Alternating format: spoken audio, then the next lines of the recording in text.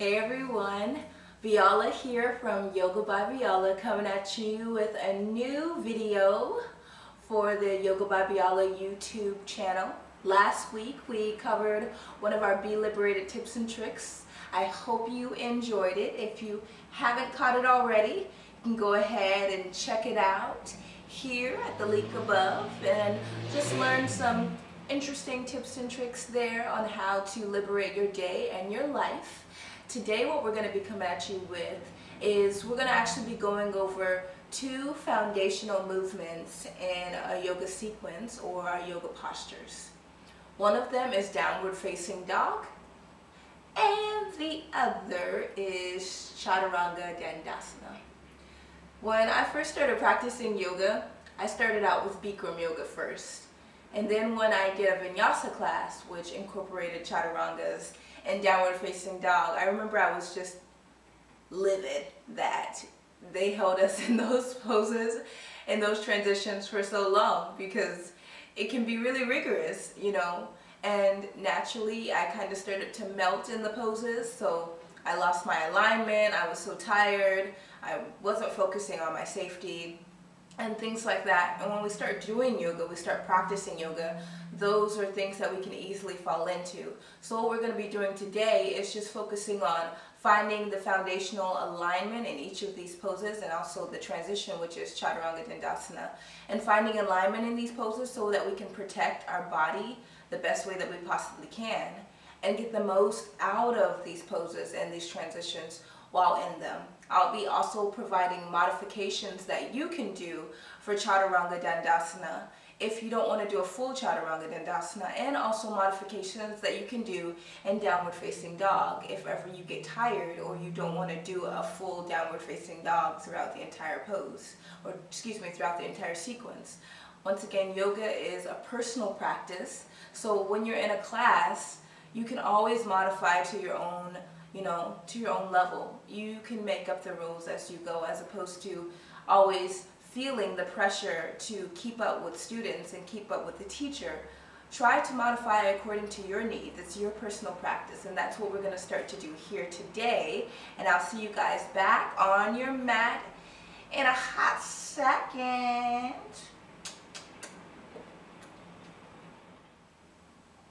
Alright guys, welcome back to my home. Let's do some yoga. So what we're going to start out with first is Chaturanga Dandasana, or Chaturanga. So in Chaturanga, you want the hands firmly rooted on the mat, pressing through the knuckles and also through the palms of the hands. So we want the weight equally distributed. We're going to rise up, high plank. Now in high plank, we want the glutes neutral with the spine. So when we're tired, we tend to drop the glutes here or puff them up way high. What's going to help you to combat that is to draw the low belly in. Activate Uddiyana Bandha. Engage the entire belly here. Make the belly work for you. As the more relaxed the belly is, the more you're going to drag your belly down. The more engaged the belly is, the more you're going to tone it up. And it's going to act as kind of like a balancing stick here to help you stay in this pose comfortably. You want the eyes of the elbows pointing to the front of the room. So when I cue for eyes of the elbows, I'm just basically talking about these little pockets here in front of the elbows. So we want those pointing to the front of the room. Now, excuse me, that doesn't mean that we want the hands here. You still want the fingertips pointing to the front of the room, but you're going to turn the elbows, the eyes of the elbows in and forward. And you'll notice that the fingertips can still face forward when you do that. So we'll come back to high plank. In Chaturanga, you're going to lower halfway down, drawing the elbows behind you, creating a 90-degree angle with the elbows. From here, you're going to inhale, upward facing dog. The knees come up to fly. tuck toes. You're in downward facing dog. Now in Chaturanga, what tends to happen, and what I used to do until a very wise teacher named Adrian Kimberly corrected me, is I would come into my Chaturanga and I would drop all the way down here and dump into my shoulders. Then I would make this huge U shape up for my upward facing dog. You see my thighs are already on the ground when I do this. And then I would come up to downward facing dog. At the time, I didn't know that I was dumping into my shoulders by doing that, but I definitely started to feel it. And what she let me know was basically when you're dropping halfway down that much and you basically dumping into the shoulders, you're going to put a lot of pressure over the into the shoulders over time, and it's going to strain the shoulders, and it's going to mess with your alignment in the pose. So instead of overextending yourself by trying to drop the shoulders so low, just focus on bringing the elbows to 90-degree angle. Inhale, upward facing dog here. This ensures that the knees still are flying off of the mat.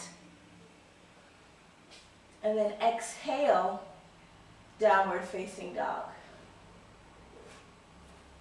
Now that takes a lot of strength in the tricep to develop that movement and move through it fluidly. Here's some modifications that you can do if you're still developing in your Chaturanga.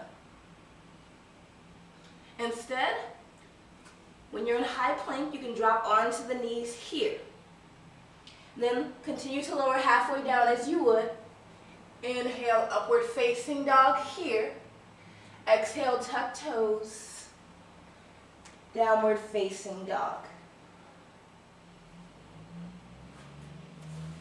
Same thing, you want to continue to draw the elbows back, but you're taking a little bit of the pressure off by being on the knees and working on just focusing the elbows back and also developing the alignment to do so. If you notice that when you go in Chaturanga, the elbows come out, coming down on the knees is really going to help you because it's going to give you the ability and the strength to begin to draw the elbows in and back behind you. Come back down halfway. Inhale, upward facing dog. And then you can tuck the toes, downward facing dog. Another modification that you can do in your Chaturanga, if you're nursing, some shoulder injuries, or you're once again still developing the strength in the transition, you can come into Chaturanga here, high plank here. Lower all the way down on the belly, continuing to keep the elbows pointing behind you and not splayed out to the sides. Coming all the way down to the belly here. Inhale, the chin and the heart come up for cobra. Exhale, lower, tuck the toes, and then slowly make your way up into downward facing dog.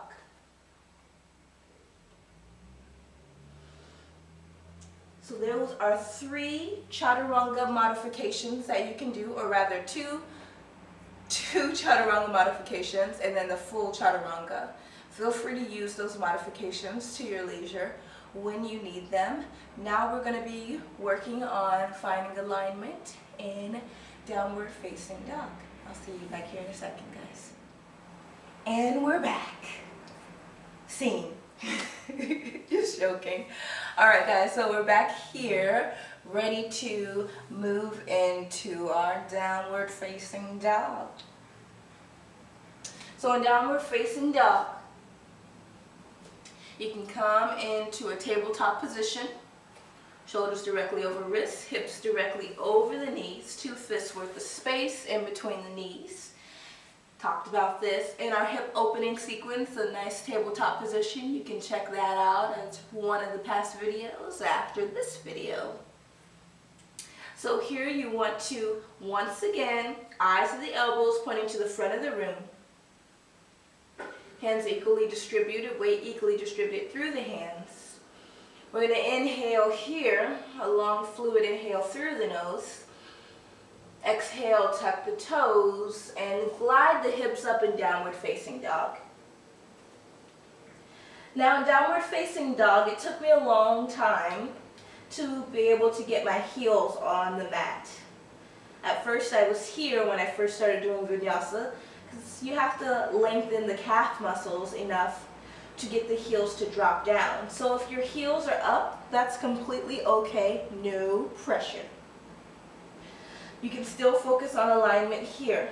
What you want to work on in downward facing dog is pressing evenly through the hands, so the weight is evenly distributed. What I notice is that students tend to press into the palms of the hands, and then they start to have wrist problems or wrist pain. Because you're pressing only and putting all that weight into the palm of the hands, it's natural that the wrists are going to start to get tight because they're taking all of the weight. So try to focus on really pressing evenly through the hands, rooting through the knuckles, and the fingertips can almost come up to fly. They're free agents. So you're rooting through the knuckles, through the palms of the hands, and also through the heart of the hands. Now here I want you to basically wrap the shoulders around to kiss the cheeks so that you open up the back of the heart chakra. We don't want to press the shoulder blades together. We basically want the shoulder blades open and wide here. At the same time, you want to focus on drawing the heart towards the front of the thighs. You're almost folding the body here. And just continue to take long fluid inhales through the nose. Cleansing exhale out of the nose. You'll start to find some solace in this pose. I know it might be difficult in the beginning, but eventually it will become a lot more comfortable for you. Another modification that you can do if you're nursing any type of injuries in the wrists, you can do dolphin instead. So on dolphin, I'm just going to come on to my forearms. Now there's two ways that you can do dolphin. You can do dolphin with the fists together, or you can do it with the hands rooted on the mat. If you're working towards maybe going into an inversion, maybe try with the hands on the mat. If you don't know what that is, then try with the fists together. You want the elbows shoulder width apart here. I'll do it with my fists together first. Inhale here. Cleansing inhalation through the nose. Exhale, tuck toes. Draw hips up for dolphin. Now once again in dolphin, if you can't get the heels down, no worries. I'm still working on doing that myself. And just resting here, this is going to take the pressure out of the wrists. And it's going to give you a lot more of an opportunity to open up the heart as well. And if you wanted to, you can just come down onto the forearms, unclench the fists, and just root through the hands. Once again, inhaling, cleansing breath here, exhaling a fluid exhale out of the nose. Drawing the heart to the front of the thighs.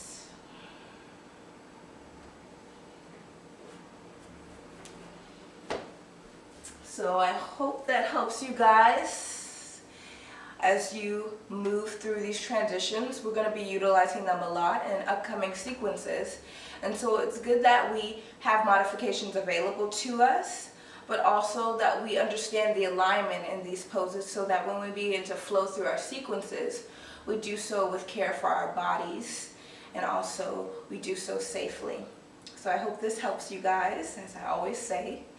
If you have any questions about any of the past videos, wanting to learn something specific, want me to demo something specific, you know where to reach me. Or if you don't, I'll just tell you. yogabyviola@gmail.com. That's yogabyviola@gmail.com. Or you can follow me on the gram, my favorite platform, @yogabyviola. You can visit the website at yogabyviola.com. All of that information is so conveniently located right here. And I will see you guys back here next week with a new video. We're actually going to be working on sun salutations, waking up the morning with a sun salutation. See you guys back here next week. Love ya. Love ya. Peace.